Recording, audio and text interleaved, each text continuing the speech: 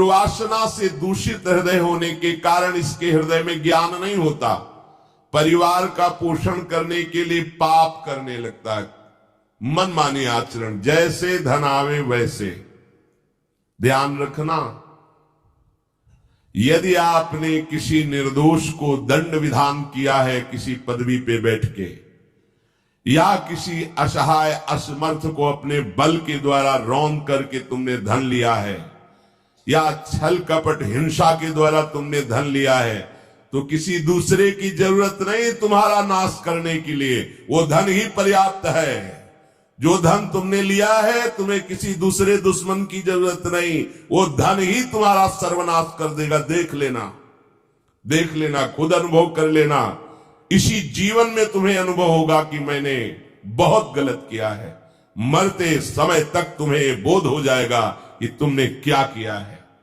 अभी नशा है तुम्हारे दिमाग में बल का, बुद्धि का, तो देख लो कुमार्गामी प्रवृत्तियों के द्वारा धन कमा के, पर जब इसका परिणाम आएगा तो रोते नहीं बनेगा, रोने लायक भी नहीं रहोगे, आंसू भी नहीं निकल पाएंगे, आह मचेगी हृदय में। वो अपनी परिवार के पोषण के लिए इतना जलने लगता है कि तरह तरह की पाप की कमाई करके परिवार को सुखी करना चाहता है। हे माता जी, वो धन वस्तुएं कमा के लाता है और उल्टा स्त्रियों के द्वारा संभोग आदि के समय प्रदर्शित किए हुए माया में कपटपूर्ण प्रेम को वो अपना जीवन समझ लेता है। बालकों की मीठी मीठी तोतली बानी में वो इतना फंस जाता है कि दुख प्रधान कपटपूर्ण कर्म करके उनकी कामनाओं को पूर्ण करना चाहता है। दूसरे बेटे का अपहरण करके उसकी हत्या भले हो जाए पर मेरा बेटा सुखी रहे। कैसे ऐसा हो सकता है? ऐसा कैसे हो सकता है? अगर किसी को तुमने 100 आंसू गिराए हैं तो 10,000 आंसू तुम तैयार रखो, तुम्हारे रे 10,000 आंसू गिरेंगे।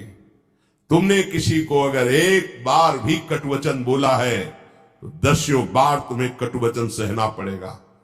ये भूमि है, जैसे एक दाना फेंको तो सैकड़ों दाना पैदा कर देती, इसे कर्म भूमि कहते हैं। तुम्हारा कर्म बहुतायत होकर तुम्हें फल देगा, अच्छा या बुरा, जैसा कर्म किया है।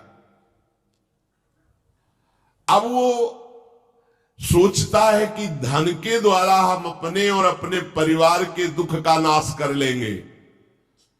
इसी में वो सुख मांगने लगता है कि एन केन प्रकारेण दंभ कपट पाखंड झूठ हिंसा दुराचार व्यभिचार, कैसे भी वो धन मिलना चाहिए। अब वो भयंकर हिंसा वृत्ति के द्वारा धन संचय करता है और अपने परिवार का पोषण करता है, जिसके फलस्वरूप उसके लिए नर्क निश्चित हो जाता है। जीते जी ये अमुक नर्क में जाएगा। जैसे कानून है, आप हत्या करोगे तो अमुक केस लगेगा, उसका परिणाम आपको फांसी या आजीवन सजा, ऐसी पहले से निश्चित है। ये कर्म करोगे तो आपको ये नर्क मिलेगा, ये कर्म करोगे इतने कल्प तक। वहां वर्ष नहीं चलते, कल्प चलते हैं। स्वयं तो उनके खाने पीने से बचे हुए जूठे अन्न को खाकर सुख पाना, बच्चे का जूठा, परिवार का अच्छा लगा, मेरा परिवार, और वैसे ही दूसरे परिवार का नाश करके हिंसा करके वो धन कमाता है। जब ऐसा कोई करता है तो बार बार प्रयत्न करने पर भी दुख हटता नहीं, दुख बढ़ता चला जाता है। लोभवश वो इतना अधीर हो जाता है कि उसे जीवन भार लगने लगा। अब क्या करूं, कैसे करूं? क्योंकि अधर्म के द्वारा कमाया हुआ धन कभी शांति प्रदान नहीं करता, सदैव दुख बढ़ाता रहता है, विपत्तियां बढ़ाता रहता है। मंद भाग्य मंद बुद्धि वाला पूरा जीवन व्यतीत हो गया अधर्म करते हुए, अब आया बुढ़ापा, चिंता छा रही है, लंबी लंबी सांसें ले रहा है, कोई उससे बात नहीं कर रहा है। जिनका पालन पोषण किया है वही पुत्र परिवार उसको देखना भी पसंद नहीं करते। खूब खूब खास के थूकता है बुढ़ा, घर के बाहर सब गंदगी फैलाए हैं।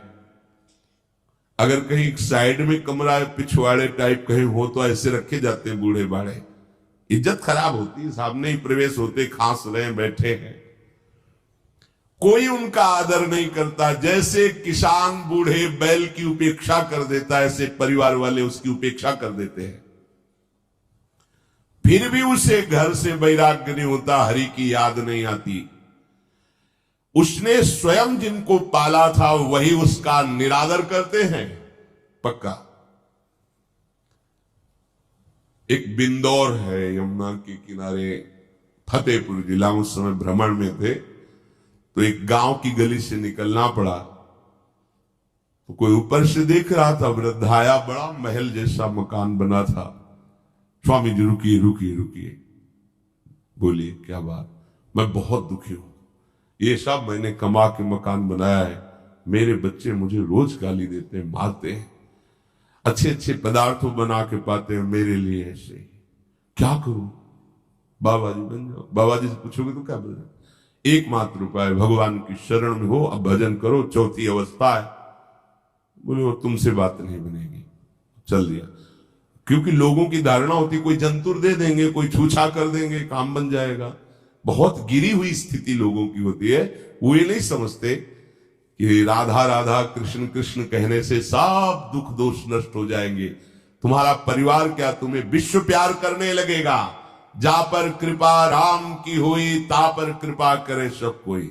विश्व तुम्हें प्यार देगा, विश्व तुम्हें सम्मान देगा, यदि तुम विश्वेश्वर भगवान श्री हरि का नाम जप करोगे, उनका आश्रय। पर ये मार्ग ही किसी को नहीं समझ में आता। वृद्धावस्था के कारण उसका रूप बिगड़ गया, बुद्धि कमजोर हो गई, शरीर रोगी हो गया, अग्नि मंद पड़ गई, पुरुषार्थ और भोजन दोनों कम हो गए, बस घोर चिंता। अब पता ही नहीं चल रहा, सोच निकल गई, पड़ा है उसी गंदगी में। जब वो रो रो के कहता है ऐसा, तो पीटते हैं घर वाले, हमने देखा भी है, पीटते हैं, पड़े पड़े हकता है, भरपूर भोजन नहीं देते, हगेगा कौन, फेंकेगा इसका। कैसी दुर्गति होती है।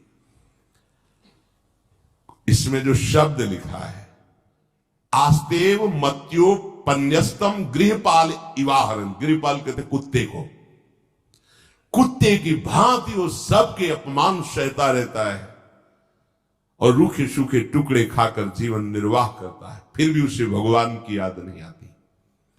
मृत्यु का समय जब निकट आता है तो वायु उत्क्रमण से इसकी पुतलियां चढ़ जाती हैं, श्वास प्रश्वास की नलिकाओं में वायु आना जाना रुक जाता है, कफ भर जाता है। अब इसे श्वास लेने में भयानक कष्ट होता है, कंठ में घुरघुराहट, पर उसका मोह उन्हीं अपने बच्चे, परिवार, घर, शब्द, ये सब छूट जाएगा। बड़ी दुर्गति है। अंतिम समय क्या सोच रहा है, ये पत्नी छूट जाएगी, बेटे छूट जाए, और बेटों ने क्या उनके साथ व्यवहार किया, ये मोह है, ये मेरा कमाया हुआ मकान कैसे छोड़ सकता हूं? तो छिपकली बन के आना, इसी मकान में रेंगना। पक्का आपका अंतिम फाइनल आपका चिंतन होता है, आपका चिंतन वही बनेगा जो जीवन भर आपने किया, उसके परिणाम में